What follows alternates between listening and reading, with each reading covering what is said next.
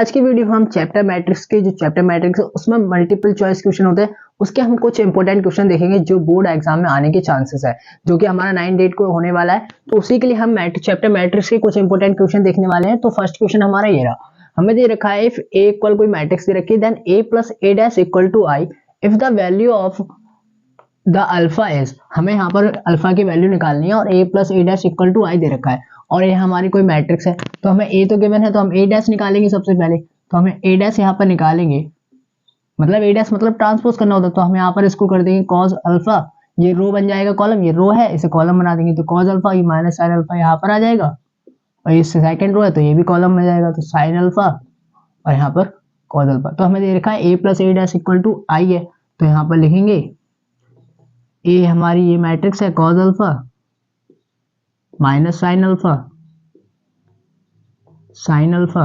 और ये cos alpha plus, और हमने निकाल लिया ए डैश क्या है कॉस अल्फा है और साइन अल्फा है, कॉस अल्फा यहाँ पर अल्फा आएगा और यहाँ पर माइनस साइन अल्फा है और इक्वल टू हमें क्या देखा है आई, मतलब आई का आइडेंटिटी मैट्रिक्स होती है। तो यहाँ पर 1 हो जाएगा 0 0 और यहाँ पर भी क्या हो जाएगा 1। तो हम इसे ऐड कर लेते हैं, ऐड करने से क्या होगा कॉस अल्फा क्या हो जाएगा 2 कॉस अल्फा और ये माइनस साइन अल्फा और ये प्लस का साइन अल्फा तो ये कैंसिल हो जाएगा तो यहाँ पर आ जाएगा 0। यहाँ पर साइन अल्फा पॉजिटिव है और यहाँ पर माइनस साइन अल्फा तो ये 0 हो जाएगा, मतलब कैंसिल आउट हो जाएगा 0 हो जाएगा। Cos alpha plus cos alpha क्या हो जाएगा 2 कॉस अल्फा इक्वल टू, और फिर हमें यहाँ पर दे रखा है 1 0 0 1। अब एक कॉन्सेप्ट होता है आप लोगों ने देखा होगा, हम यहाँ पर बता देते हैं, by the equality of matrix corresponding element equal हो जाते हैं। तो 2 cos अल्फा के जस्ट सामने दूसरी वाली मैट्रिक्स में 1 है तो यहाँ पर आ जाएगा 2 cos अल्फा इक्वल टू 1। फिर हम 2 को वहां पर ट्रांसफर कर देंगे तो cos अल्फा इक्वल टू 1/2 हो जाएगा। तो cos वहां पर चला जाएगा तो यहाँ पर अल्फा अकेला बचेगा और ये cos वहां पर जाने से इनवर्स में चला जाता है और यहाँ पर बचेगा 1/2। यहाँ पर जगह नहीं है तो इसलिए मैं आपको ऊपर बता रहा हूँ अल्फा इक्वल क्या आ रहा है हमारा cos इनवर्स 1/2 आ रहा है। तो यहाँ पर अल्फा इक्वल टू, अभी देखिए हमें यहाँ पर अल्फा की वैल्यू कैसे cos इनवर्स के टर्म्स में मिल रही है और हमें आंसर निकालना है रेडियन में और cos इनवर्स दिख नहीं रहा है। तो हम लोग यहाँ पर cos इनवर्स को गायब करेंगे, कैसे करेंगे cos इनवर्स है। अब बताइए मुझे cos में 1/2 किसकी वैल्यू होती है पाई/3 की होती है, तो हम यहाँ पर लिख देंगे cos पाई/3। ओके, cos क्यों लिखा, क्योंकि यहाँ पर cos के टर्म्स में क्यों लिखा, cos यहाँ पर cos इनवर्स है, ये cos से कैंसिल हो जाता है, ये रूल होता है ठीक है। तो ये cos इनवर्स से cos कैंसिल हो जाएगा तो अल्फा की वैल्यू कितनी आ जाएगी पाई/3। तो यही हमारा क्या हो जाएगा आंसर। तो आप लोग स्क्रीनशॉट ले लीजिए या नोट कर लीजिए जो कुछ आपको करना हो, फिर हम अगला सेकंड क्वेश्चन लगाएंगे। तो ये रहा हमारा सेकंड क्वेश्चन। सेकंड क्वेश्चन में हमें दे रखा है if a, b are symmetric matrix of the same order then ab minus ba is, हमें बताना है कि a और b सिमेट्रिक मैट्रिक्स है तो ab माइनस ba क्या होगा। और हमें ऑप्शन दे रखा है ऑप्शन ए है इसकी सिमेट्रिक मैट्रिक्स, ऑप्शन बी है सिमेट्रिक मैट्रिक्स, ऑप्शन सी है zero matrix and option D यहाँ पर ऑप्शन डी है हमारा आइडेंटिटी मैट्रिक्स। तो इस क्वेश्चन से लगाने के पहले मैं आपको एक कॉन्सेप्ट बताता हूँ। आपको ये पता होगा सिमेट्रिक्स मैट्रिक्स क्या होती है। सिमेट्रिक मैट्रिक्स वो होती है ए ट्रांसपोज इक्वल टू ए होता है, इसे हम लोग कहते हैं सिमेट्रिक्स मैट्रिक्स। ओके, मैंने यहाँ पर शॉर्ट में लिख दिया। और अगर ए ट्रांसपोज करने पर माइनस ए आता है तो ये होगी स्क्यू सिमेट्रिक्स मैट्रिक्स। ओके, तो हम इस क्वेश्चन को लगाते हैं तो आपको बेटर समझ में आएगा। तो सबसे पहले हमें दे रखा है ए बी माइनस बी ए, तो हम इसे कर लेते हैं ए बी माइनस बी ए। अगर हम इसका होल डैश करेंगे मतलब होल ट्रांसपोज करेंगे तो क्या आएगा, होल डैश कर दे देंगे तो आ जाएगा ए बी पर होल डैश माइनस बी पे होल डैश। तो आपने एक चीज पढ़ा होगा यहाँ पर ए बी का होल डैश, तो इसे हम कैसे ओपन करते हैं बी डैश इंटू ए डैश। तो इसे भी हम यहाँ पर ऐसे फॉर्म करेंगे तो ए बी, यहाँ पर ए बी का होल डैश है तो कैसे आएगा बी डैश और ए डैश माइनस यहाँ पर कैसे आएगा बी है तो ए डैश और बी डैश। अब हमें दे रखा है कि a and b are symmetric matrix, तो b डैश क्या हो जाएगा b आ जाएगा, a डैश क्या हो जाएगा a आ जाएगा माइनस a डैश क्या आ जाएगा a आ जाएगा एंड b डैश क्या आ जाएगा b है। तो अब हम इसमें से b कॉमन ले लेंगे, सॉरी माइनस कॉमन ले लेंगे, तो माइनस करने पे हमें क्या मिलेगा ए बी माइनस बी ए।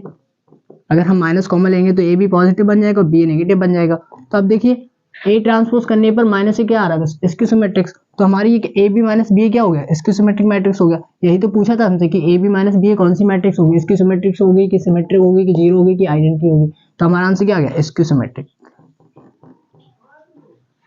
ठीक है, अब हम थर्ड क्वेश्चन लगाते हैं। जब तक आप लोग नोट कर लीजिए।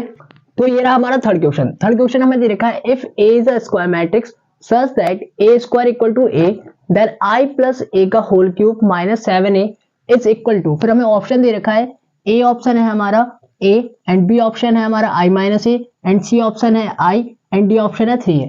तो हमें इसे सॉल्व करना है और A square equal to A given है। पहले हम लिख लेते हैं हमें गिवन क्या क्या है। गिवन है हमें ए स्क्वायर इक्वल टू ए है, ओके।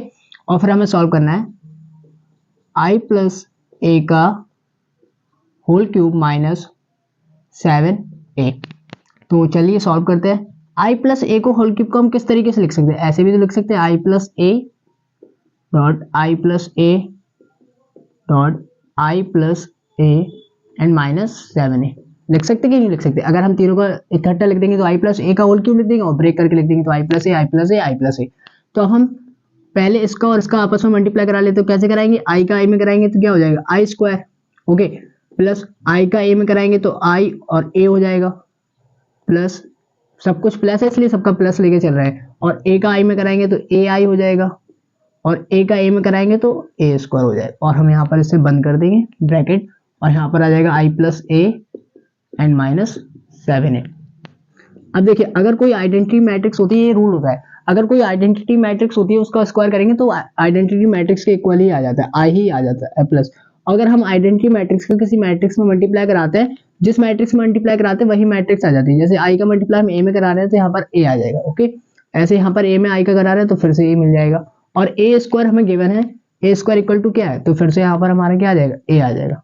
और बिल्कुल ये सेम लिख दो, I plus A and minus 7a। अब हम इसे ऐड कर देंगे, आई हो जाएगा और यहाँ पर प्लस ए प्लस कितना हो जाएगा 3a हो जाएगा and I plus A minus 7a। अब फिर से हमें मल्टीप्लाई कराना होगा तो i का मल्टीप्लाई हम i में कराएंगे हो जाएगा फिर से आई स्क्वायर, i का a में मल्टीप्लाई कराएंगे तो हो जाएगा आई ए, प्लस 3a का मल्टीप्लाई i में कराएंगे तो हो जाएगा 3ai प्लस 3a का मल्टीप्लाई a में कराएंगे तो क्या हो जाएगा 3a स्क्वायर और ये ब्रैकेट क्लोज और यहाँ पर रहेगा माइनस 7a। अब हमें यहाँ पर आता है आई स्क्वायर को हम फिर से क्या लिख देंगे, अभी मैंने बताया था अगर किसी आइडेंटिटी मैट्रिक्स का स्क्वायर होता है तो दोबारा से क्या मिल जाता है, आइडेंटिटी मैट्रिक्स मतलब आई मिल जाएगा। और यहाँ पर हम आई का आइडेंटिटी मैट्रिक्स का ए में मल्टीप्लाई कराएंगे तो फिर से हमें यहाँ पर ए मिल जाएगा, प्लस 3a का मल्टीप्लाई आई में कराएंगे तो हमें फिर से यहाँ पर 3a मिल जाएगा। और यहाँ पर ए स्क्वायर कितना है, ए स्क्वायर गिवन है ए है तो यहाँ पर 3a स्क्वायर क्या बन जाएगा, सिंपली 3a बन जाएगा और माइनस का 7a। तो यहाँ पर आ जाएगा हमारा i और हम इन्हें ऐड कर देंगे 3a 6a हो जाएगा और ये 1a तो ये 7a हो जाएगा और माइनस का 7a। तो हम यहाँ पर सिंपली ब्रैकेट ओपन कर देंगे तो i plus 7a minus 7a, तो 7a से 7a कैंसिल हो जाएगा तो यहाँ पर हमारा क्या आ जाएगा, i आ जाएगा। और ये हमारा आंसर हो गया ऑप्शन सी हमारा बिल्कुल सही है। ठीक है, आप लोग नोट कर लीजिए, स्क्रीनशॉट ले लीजिए। फिर हम फोर्थ क्वेश्चन लगाएंगे। फोर्थ क्वेश्चन हमें दे रखा है the number of all possible matrix of order 3x3 with each entry 0 और 1। कहने का मतलब है कि कोई हमारी 3x3 की कोई मैट्रिक्स है, 3x3 की कोई मैट्रिक्स है और हमें यहाँ पर 0 और 1 की कितनी जगह पर मतलब कितनी बार एंट्री हो सकती है। तो इसकी मैं एक ट्रिक बता रहा हूँ कैसे किया करो। जैसे कि देखो जीरो एंट्री किसकी करवानी, 0 और 1 की, तो ये कितनी डिजिट है, एक ही डिजिट हो गई, 2 डिजिट की मतलब एंट्री करवानी है हमें यहाँ पर, तो 2 डिजिट की एंट्री करानी है। और जितनी ऑर्डर दी जाए, जैसे 3x3 की ऑर्डर दी जाए या 2x2 की ऑर्डर दी जाए तो उस ऑर्डर का मल्टीप्लाई करा लिया करो। देखो जैसे 3x3 की ऑर्डर दी गई तो 3 का 3 में मल्टीप्लाई कराएंगे कितना आ जाएगा, 9 आ जाएगा। तो हमें जितनी डिजिट की एंट्री करानी हो और जितना ऑर्डर दिया गया है उसका मल्टीप्लाई कराने पर जितना है उसकी पावर कर दिया करो। जैसे 2 डिजिट की एंट्री करानी थी तो हमने यहाँ पर 2 लिख दिया और जितना ऑर्डर है उसका मल्टीप्लाई कराने पर 9 मिला तो हमने उसी डिजिट के ऊपर उसकी पावर कर दी। अब 2 की पावर 9 है तो मतलब कितना आ जाएगा, देखो हम ओपन करके दिखा देते हैं।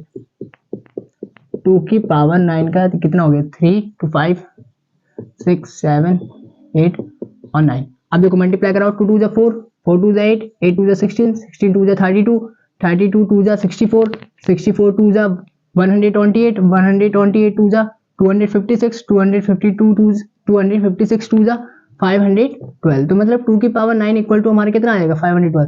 मतलब कि हम लोग 512 नंबर से इसकी एंट्री करा सकते हैं। तो ये हमारा आंसर हो जाएगा। ओके, तो अगर आप लोगों को वीडियो अच्छी लगी हो तो प्लीज वीडियो को लाइक शेयर एंड सब्सक्राइब जरूर कर लीजिएगा और बेल आइकन को ऑन कर लीजिएगा, क्योंकि आपका 98 का एग्जाम है तो उसके लिए कुछ इंपॉर्टेंट क्वेश्चन तो चाहिए। तो हमारे चैनल उसके लिए आपको सबसे बेस्ट क्वेश्चन देंगे जो आपके बोर्ड एग्जाम में आएंगे।